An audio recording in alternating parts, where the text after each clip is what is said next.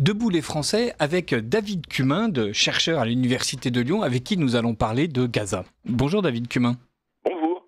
Alors, l'armée israélienne a expliqué qu'elle allait utiliser, je cite, une force sans précédent, elle a dit ça vendredi, dans le nord du territoire palestinien, à Gazaville, appelant la population à évacuer. Donc voilà, les Palestiniens, une fois de plus, courent d'un bout à l'autre de leur minuscule territoire en essayant d'échapper aux bombes. Que se passe-t-il à Gaza? Est-ce un génocide ou il y a un nouveau terme crétin qui est apparu, urbicide? Voilà. Est-ce que véritablement il y a une tragédie humanitaire, mais pas juste humanitaire, une simple tragédie guerrière qui est en train de se passer à Gaza? Assurément, il y a une tragédie, hein. C'est certain. Alors, ensuite, qualification juridique des faits, génocide ou pas génocide. Bon, il y a une convention des Nations Unies sur le génocide. Il suffit de la lire et puis de faire le syllogisme. Ce qui se passe à Gaza correspond-il à ce qui est mentionné dans la Convention? Pour l'essentiel, ce qui nous intéresse ici, c'est réduire une population à des conditions de vie telles que cela équivaut à porter atteinte à sa substance même démographique. Et il faut qu'il y ait, pour qu'il y ait génocide, l'intention de la part donc d'Israël en l'occurrence, de réduire la population à des conditions de vie équivalentes à une atteinte substantielle à la démographie. Alors je ne sais pas s'il y a une intention génocidaire israélienne. Il faudrait scruter bien davantage les discours et puis la politique israélienne. Je ne m'aventurerai pas sur ce terrain. Ce que je constate, c'est qu'il y a la continuation d'une guerre en ville. Voilà, donc ça c'est un fait objectif, objectivement constatable, sans aller dans les qualifications. Il y a donc des combats urbains qui se déroulent, qui vont se dérouler. Normalement, la guerre en ville, c'est le cauchemar des armées régulières. Et c'est le rêve des forces irrégulières. Parce que combattre en ville, c'est extrêmement compliqué pour une armée moderne. Sol, sous-sol et au-dessus du sol. C'est le terrain idéal pour de la guérilla, au contraire. Mais l'armée israélienne s'est adaptée, équipée, entraînée. Et depuis bientôt 2 ans, elle mène une guerre en ville, hein. Nous sommes dans une phase de poursuite d'un combat qui a commencé il y a bientôt 2 ans. Avec peut-être une légère disproportion, c'est-à-dire la manière dont les forces armées israéliennes mènent le combat consiste d'une part à appeler la population régulièrement à évacuer tel ou tel endroit qui est noyé sous un déluge de bombes, avec une précision dans les frappes dont on dit qu'elle est aidée, d'ailleurs l'armée israélienne le dit elle-même, par l'intelligence artificielle qui lui permet de supprimer tel ou tel immeuble d'un seul missile, pendant qu'en face il y a des combattants qui, sans doute, s'abritent derrière les populations civiles, mais populations civiles qui sont perpétuellement soupçonnées de faire partie de ces combattants. Tout à fait, tout à fait. Objectivement, nous avons affaire à un territoire étroit, urbain, densément peuplé. Donc, combattre dans ces conditions, évidemment, les dommages collatéraux sont sans doute inévitables. Ils ne sont pas interdits à condition de ne pas être disproportionnés, de ne pas être inutiles. Il est très difficile de savoir s'ils sont disproportionnés ou inutiles. C'est au commandant israélien d'en juger. Bon, objectivement, nous avons un théâtre de combat qui est densité de population urbaine. Nous avons en face, du côté du Hamas, une stratégie qui consiste à disperser les combattants dans la population, une stratégie qui consiste à dissimuler les combattants dans la population, et à procéder à ce qu'on appelle de la perfidie. La perfidie, c'est un concept du droit des conflits armés qui signifie qu'on procède à des attaques en tenue civile. Donc ça, c'est la stratégie délibérée du Hamas. On met des quartiers généraux sous les hôpitaux, on se fond dans la population, on pratique les boucliers humains. En face, est-ce qu'Israël prend toute précaution pour cibler les combattants adverses, étant entendu que ces combattants eux-mêmes sont dispersés et dissimulés? C'est toute la question. Donc nous avons une tragédie objective, je l'ai déjà dit, la population gazaoui, la malheureuse population, se trouve comme enfermée entre le marteau de Tsahal et l'enclume du Hamas. Lorsque Israël dit aux populations, il faut évacuer, évidemment, là aussi, c'est dramatique. Où voulez-vous qu'aillent les populations? Le territoire est très, très, très étroit, il est verrouillé, il est ceinturé. il n'est pas seulement soumis à un réinvestissement terrestre qui sera très profond, mais aussi à un siège, mais aussi à un blocus naval et aérien. La seule porte de sortie, c'est l'extrême sud, c'est l'Égypte, ce serait le Sinaï. Mais l'armée égyptienne bloque la frontière entre Gaza et le Sinaï égyptien. Donc la population véritablement est dans un étau. Et c'est là qu'effectivement, on pourrait soupçonner côté israélien, bon, la population est écrasée, on lui demande de partir, où pourrait-elle partir ? À la limite, ce qu'on pourrait soupçonner, c'est qu'Israël veuille que la population parte, veuille provoquer un exode. Autrement dit, prennent des bateaux et puis s'en aillent je ne sais où, au Liban, en Sinaï, en Crète, que sais-je. Mais ce n'est pas possible. Il n'y a pas de bateau capable de transporter 2 millions de Gazaouis. Donc c'est vrai que le soupçon de génocide, il n'est pas... Enfin, ça peut être fondé. Alors, d'autant que, en même temps que les Palestiniens donc, se font massacrer à Gaza, alors je tiens à expliquer pourquoi j'emploie ce terme de massacre. Je veux dire, on en est à plusieurs dizaines de milliers de civils tués, et alors qu'au début du conflit, on mettait toujours en avant le fait que les chiffres venaient de l'autorité palestinienne et donc étaient sujets à caution. Au bout de quasi 2 ans de guerre, là, plus personne ne met en doute le fait que des dizaines de milliers de Palestiniens sont morts, et dans une proportion largement supérieure à ce qu'étaient estimées les forces du Hamas. Voilà, personne n'explique que l'autorité palestinienne a triché sur les chiffres, et maintenant...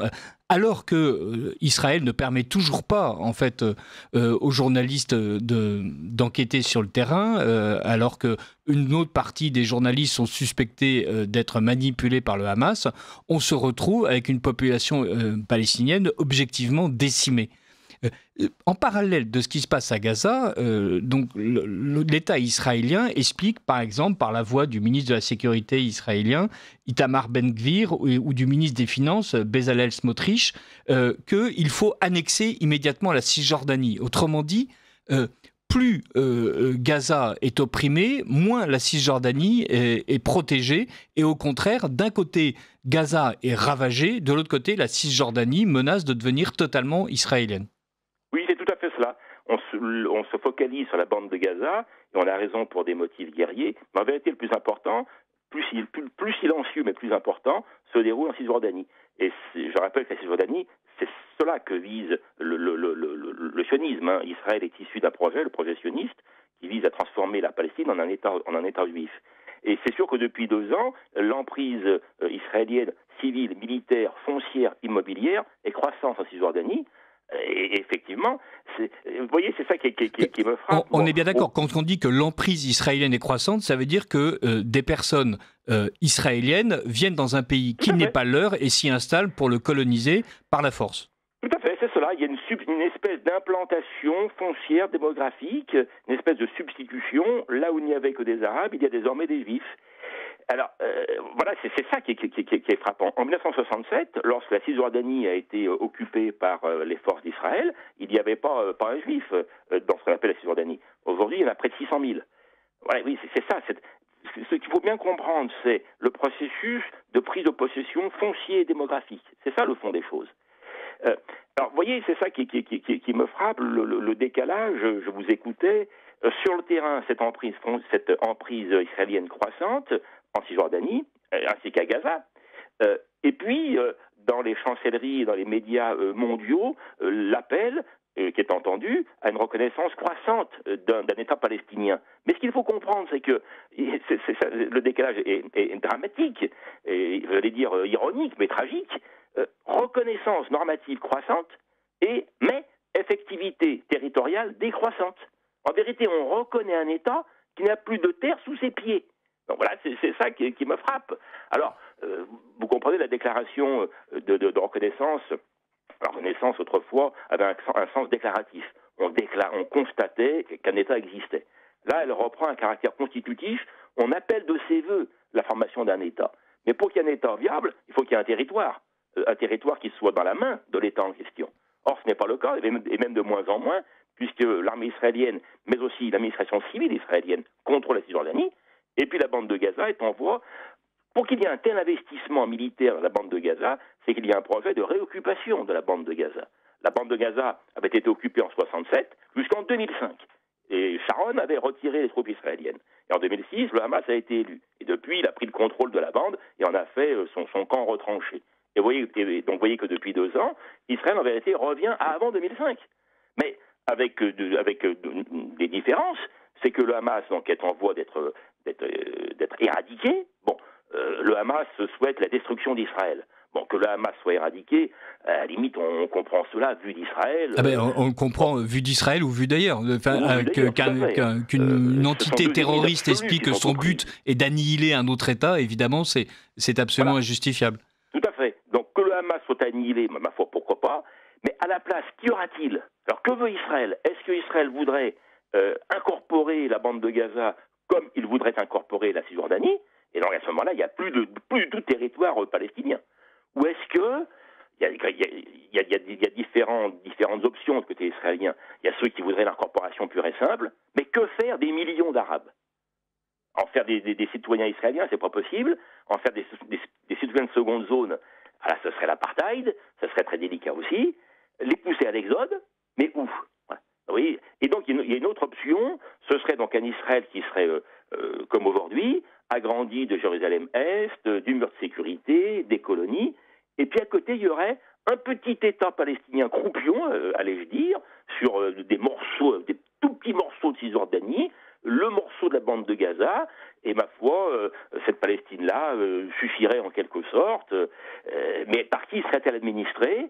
Alors pas par le Hamas évidemment, pas par des extrémistes comme on dit, mais sans doute par le Fatah, qui est plus modéré entre guillemets et qui accepterait de collaborer avec Israël. Lorsque le président Macron appelle à 2 États côte à côte, il ne fait que répéter ce qui se dit depuis plus de 60 ans. C'est la position française et du monde entier, quasiment depuis plus de 60 ans. Mais 2 États côte à côte, quelle frontière précisément et quel gouvernement à Ramallah, puisque par hypothèse, Jérusalem resterait unifié sous la main israélienne. Alors, quand on dit frontière, Benjamin Netanyahou a expliqué qu'il n'y aura pas d'État palestinien à l'ouest du Jourdain. Donc, en plus, voilà. Lui-même a l'air d'expliquer qu'une partie du territoire palestinien va disparaître, en fait. Oui, c'est le grand projet. Je rappelle que, vu du sionisme, la Cisjordanie correspond à l'antique État hébreu, et c'est ça qui est voulu.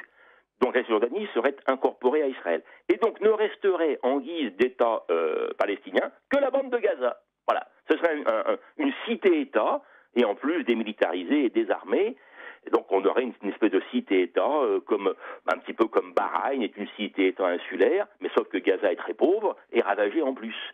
Mais vous comprenez que réduire la Palestine à un État gazaoui, alors que le monde entier, ou presque, appelle de ses voeux 2 États côte à côte, évidemment, là, Israël s'isole complètement au plan international et ne peut plus compter quasiment que sur les États-Unis de l'administration Trump. Mais Trump n'est pas éternel, dans 4 ans il va partir, aura-t-il un successeur? Enfin, on ne sait pas. Mais là, vous voyez, Israël se met dans une position, c'est ça qui est frappant encore, hein. Israël est en train de vaincre sur le terrain localement. Sa suprématie locale est vraiment très nette et même régionale. Hein. Vous voyez l'Iran impuissant, la Turquie aussi. Oui, Israël attaque tous azimuts en dehors de ses frontières. Israël est à l'abri de grands porte-avions nucléaires américains.